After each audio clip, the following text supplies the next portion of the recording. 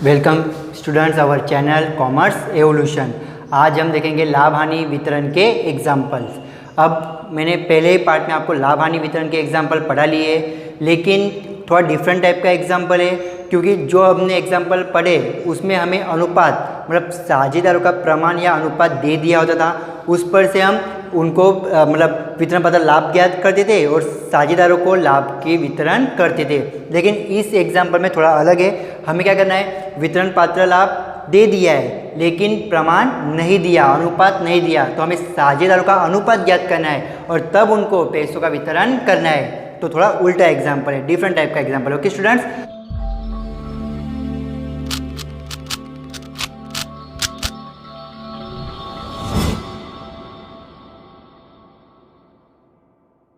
तो ध्यान दीजिए। एग्जाम्पल नंबर 5 क्या है, रिया, दिलीप और कीर्तन एक साझेदारी पेढ़ी के साझेदार है।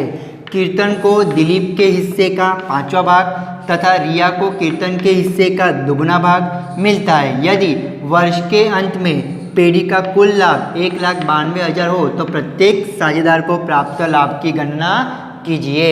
अभी ध्यान दीजिए स्टूडेंट, इसमें क्या दिया हमें, जो डिफरेंट टाइप का जो एग्जाम्पल मैंने कहा था, तो डिफरेंट टाइप कैसे आपको समझ में आया, क्योंकि देखो एक पढ़ो, कीर्तन को दिलीप के हिस्से का 5वां भाग, इस तरह का कोई हमने सेंटेंस देखा नहीं अभी तक। फिर देखो दिलीप को रिया को कीर्तन के हिस्से का दुगना भाग मिलता है।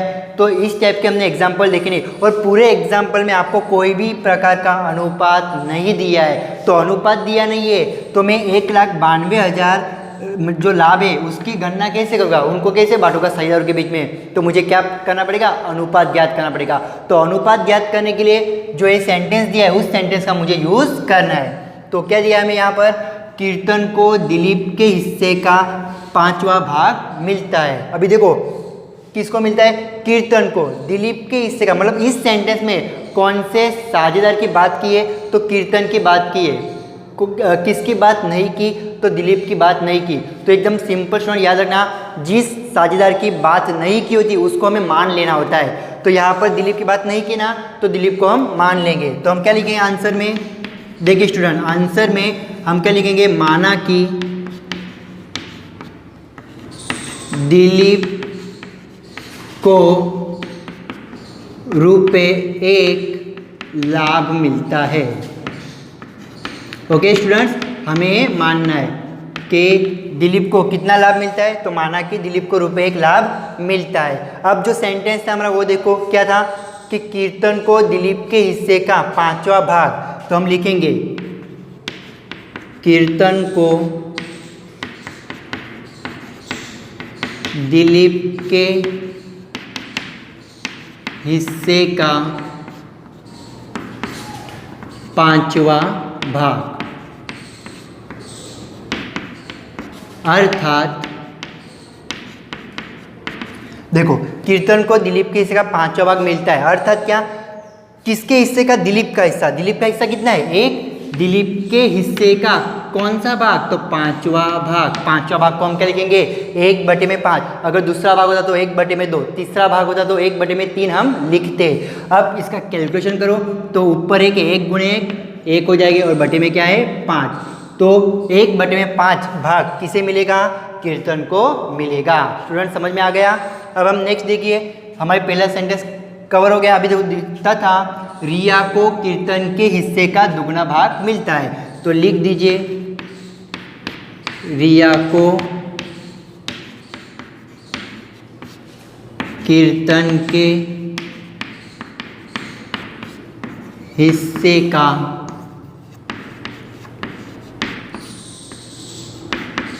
दुगना भाग, अर्थात देखिए दुगना भाग मिलता है किसके हिस्से का, रिया को कीर्तन के हिस्से का। तो कीर्तन का हिस्सा तो अभी हमने ज्ञात किया 1/5, तो हम क्या लिखेंगे यहाँ पर 1/5 गुने कैसा भाग मिलता है, दुगना भाग मिलता है, तो गुने 2। तो 2 एका 2 और बटे में क्या है 5।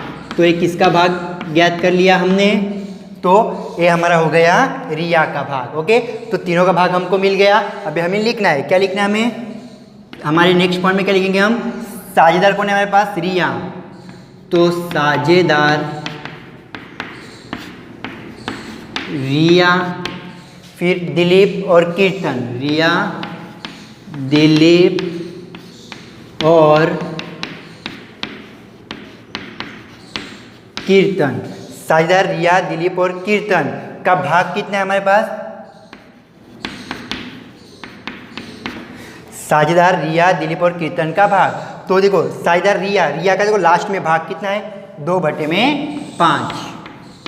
ओके, उसके बाद साझेदार दिलीप का भाग कितना है? तो दिलीप का देखो 1 है, तो 1 है ना, तो नीचे कुछ नहीं मतलब हम 1 ही लिखेंगे, 1/1। फिर साझेदार कौन है हमारे पास? रिया हो गया, दिलीप हो गया, कीर्तन, तो कीर्तन का भाग कितना आया है? 1/5। तो ये हमने साझेदार के लाभ ज्ञात कर लिए। अब हमें उनका अनुपात चाहिए सही से, तो देखिए साझेदार का हम अभी अनुपात निकालेंगे। ओके स्टूडेंट्स, तो देखिए अनुपात में हम क्या लिखेंगे यहाँ पर कि साझेदार के बीच लाभ हानि वितरण का अनुपात, साझेदार के बीच लाभ हानि वितरण का अनुपात। ओके, तो अभी हमें अनुपात निकालना है। अभी देखिए भाग लिखिए क्या है? 2/5, 1/1, 1/5 है।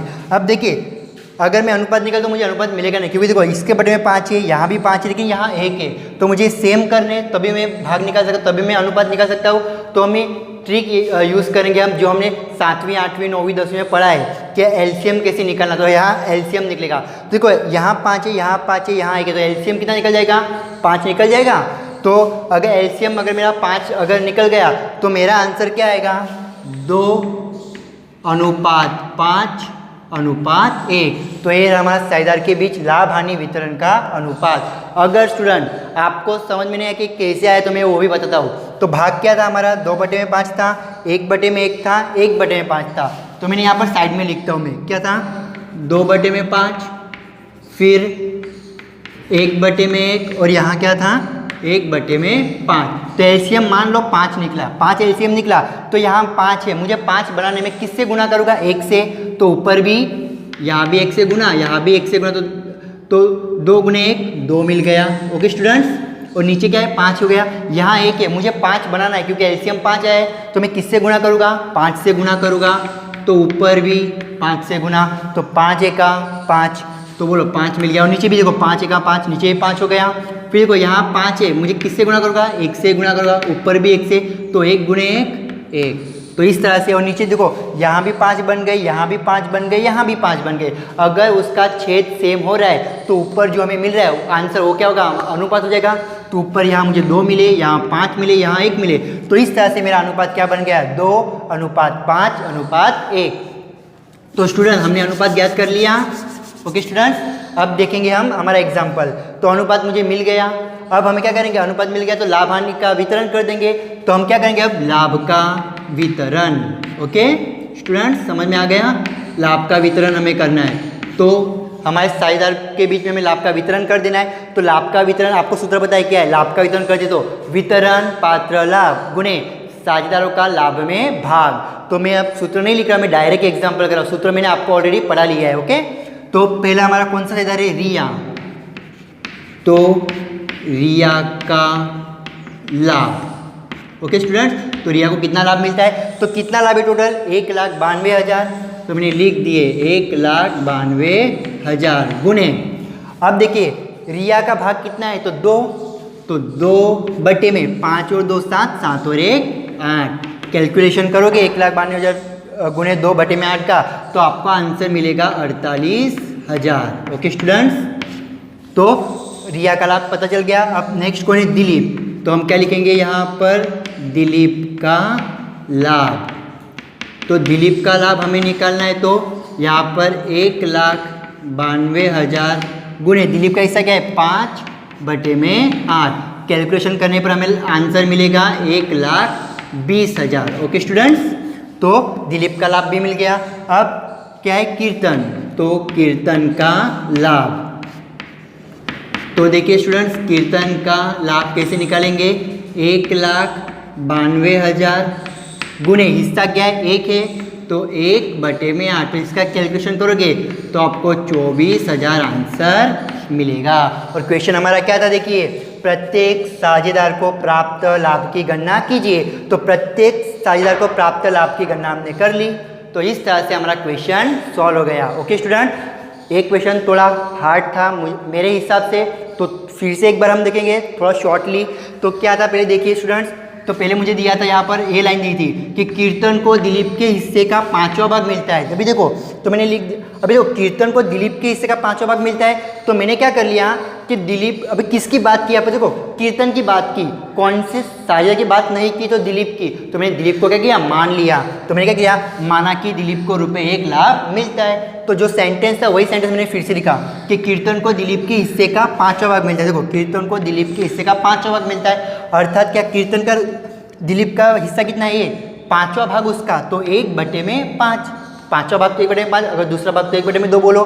तो कैलकुलेशन करने पर मुझे क्या मिला, 1/5। 1/5 किसका लाभ मिला, सॉरी किसका भाग मिला, कीर्तन का। फिर रिया का, तो रिया के लिए क्या लाइन थी, रिया को कीर्तन के हिस्से का दुगना भाग मिलता है। तो मैंने लिख दिया रिया को कीर्तन के हिस्से का दुगना भाग मिलता है, अर्थात कि किसके हिस्से का, तो रिया को कीर्तन के हिस्से का। तो कीर्तन का हिस्सा देखो क्या आया, 1/5। तो कितना मिलता है, दुगना मिलता है, तो गुने 2 किया तो मुझे आंसर मिला 2/5।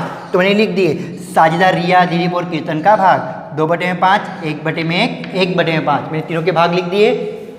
अब क्या किया मैंने, साझेदार के बीच लाभ हानि का अनुपात, तो मुझे अनुपात मिला 2/5:1। तो उसका कैलकुलेशन भी हमने देख लिया था कैसे आपको प्राप्त हुआ। फिर लाभ का हमें क्या करना है, वितरण करना है। ये हमारा क्या था, नेक्स्ट पॉइंट, लाभ का वितरण। तो मैंने रिया, दिलीप और कीर्तन को इस तरह से लाभ का वितरण सूत्र के लिहाज से कर दिया। ओके स्टूडेंट, एग्जाम्पल इजी था अभी।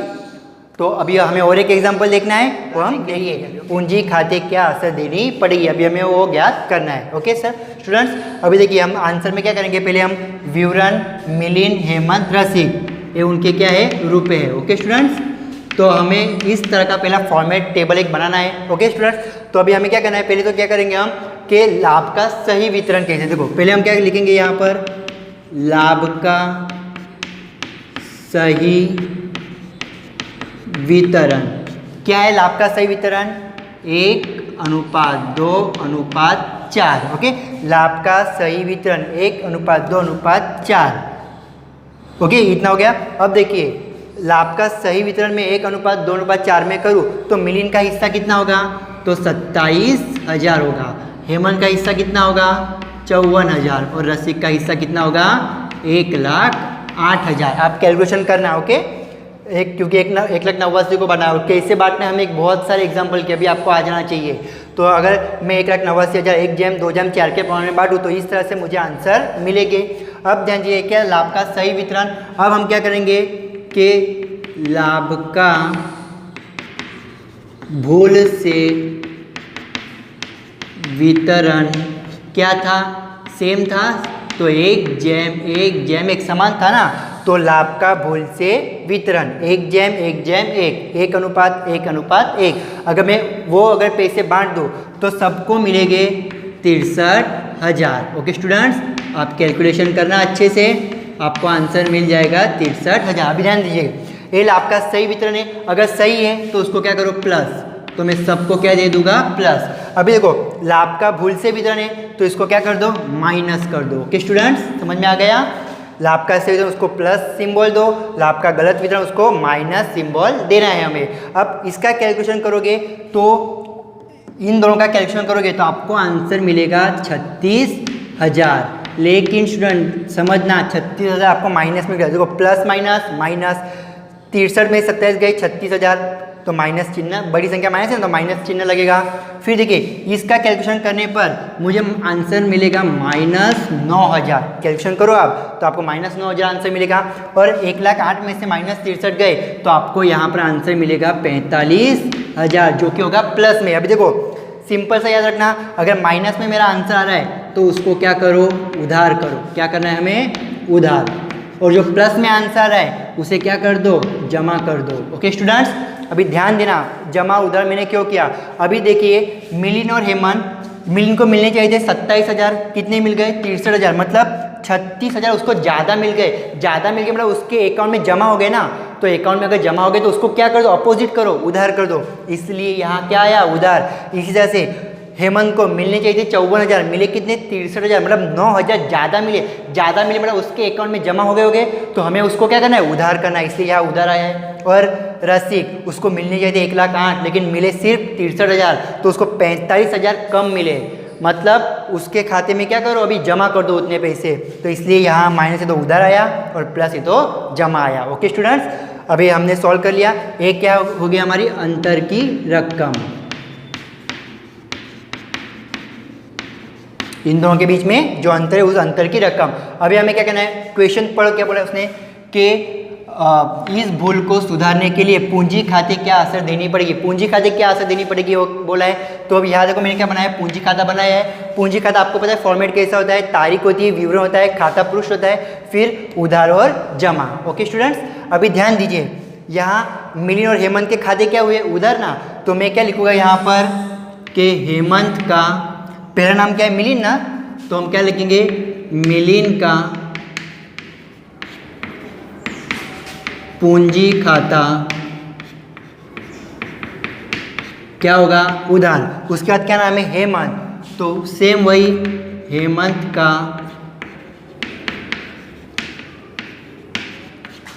पूंजी खाता क्या हो जाएगा, उधार। फिर रसिक का पूंजी खाता क्या हो जाएगा, जमा, वह क्या होगा, रसिक का पूंजी खाता जमा हो जाएगा। ओके स्टूडेंट्स, तो मिलिंद का पूंजी खाता उधार कितने रुपए है, तो 36,000, तो यहाँ लिखने हैं उधार साइड पर 36,000 और यहाँ कितने हैं, 9,000। अगर दोनों के मैं प्लस करूँ तो यहाँ पर जमा साइड पर कितने हो जाएंगे, 45,000।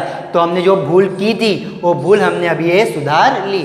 तो यहाँ पर आपको लिखना है विवरण में, विवरण में क्या लिखोगे कि लाभ का वितरण सही अनुपात में करने की प्रविष्टि। ओके स्टूडेंट, जगह नहीं मेरे पास थोड़ी, तो लाभ का वितरण सही अनुपात में करने की प्रविष्टि हमने की, तो हमें विवरण में इतना लिखना है स्टूडेंट। ओके से, अगर आपको कुछ भी डाउट हो तो मुझे कमेंट बॉक्स में बोलना, पूछ लेना, तो मैं आपको डाउट क्लियर करके दूंगा। तो आज के लिए इतना ही। तो हमारे चैनल को क्या करो स्टूडेंट, सब्सक्राइब करो, लाइक करो और शेयर करो। ओके।